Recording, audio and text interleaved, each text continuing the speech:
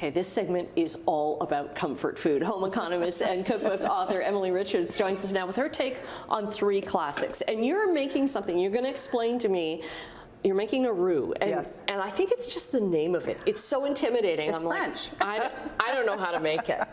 But it's the basis of so many comfort foods. It is, definitely. And it's a milk sauce that is kind of the start of a classic mac and cheese, but it could very simply be the start of a soup, too, which both comfort foods, which totally fit the bill. And it is an equal amount of butter or fat of your choice and flour.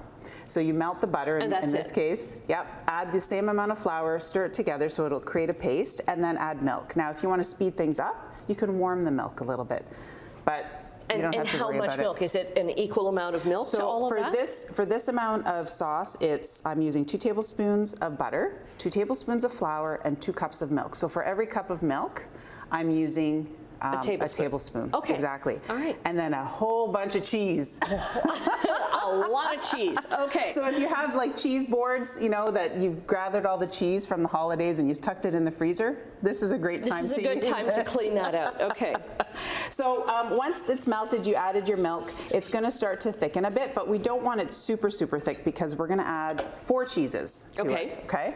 So I have extra old cheddar, and I'm also using Furlano cheese, which is like a provolone style cheese, and it has a nice gooey texture. So lots of flavor. So we only have 3 cheeses here. Our 4th is going to be Parmesan.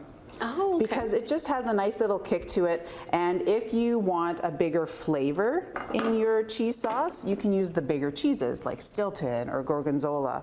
And to be honest, it's really any cheese, Manchego, you know, whatever you've got in the fridge right now. Whatever you've got. If you have a little, you know, spiced cheese, if you want to kick it up a little bit, you definitely can do that too. So because this is nice and warm, everything's going to melt beautifully. Oh, it's melting already. Yeah, it's wonderful. And then I just add a little salt and pepper. Some people like to add a little bit of Dijon mustard, those types of things. Fresh herbs you could add in here too. But this is really about kind of simplicity. And to be honest, in my house, the kids love mac and cheese, but they like it plain.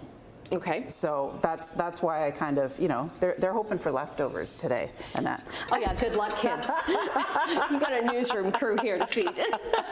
And you've made the macaroni already. And this can be leftover pasta. So I'm using classic elbow macaroni in here, but you could use shells, you could use penne, you could use, I've actually made it with spaghetti, and it's absolutely delicious. It's super, super fun. It would almost be like a carbonara then, That's right. Just having that nice creamy texture. So you can see as I'm stirring it, that nice kind of gooiness that happens from the combination of cheeses. And this is basically ready to eat. So if you wanted to eat this out of the pot, you totally could. So I'm going to bring it over here. Well, I'm going to do that. Okay, it's going to be really hot. Oh, that is so good. Now, it's extra cheesy. Now, the reason why, I mean, you can, as I said, eat it right out of the pot, but a classic baked macaroni and cheese is absolutely wonderful. And all I did was put a mixture of breadcrumbs, a little bit more Parmesan, butter, and parsley on there, and baked it. So this is great if you want to kind of feed everybody. But the other option that I love is just doing this, taking a nice scoopful in here, because everybody's hungry, they want to eat it right away. And you can put a little bit of toasted crumbs on there. So I took the same mixture and just toasted it, so you still get that nice crunch, but you don't have to wait, you know, 20 minutes as it comes out of the oven, which is kind of nice. All right. Now we only have about less than 2 minutes left, so we've got 90 seconds, they're telling me. Oh my goodness. So now in that time we've got to make a soup? We have to make a soup. Luckily it's almost done. This is a rice and potato soup, so I like to call it a soupy risotto.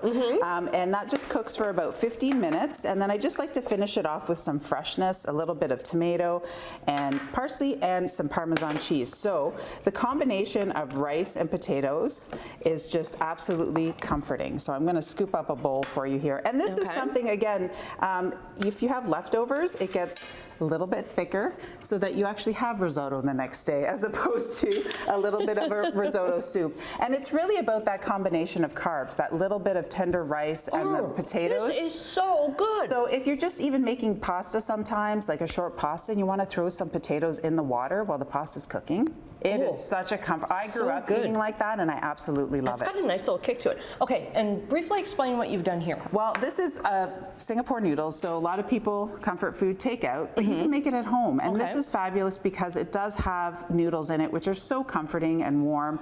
And this is got tofu and eggs in it, so a little bit of protein and colorful. So you got lots of veggies in there too. And it's just that bowl food, right? You can just Yes. tuck away. Oh, look, on you've the made up a couch. little bowl for me here.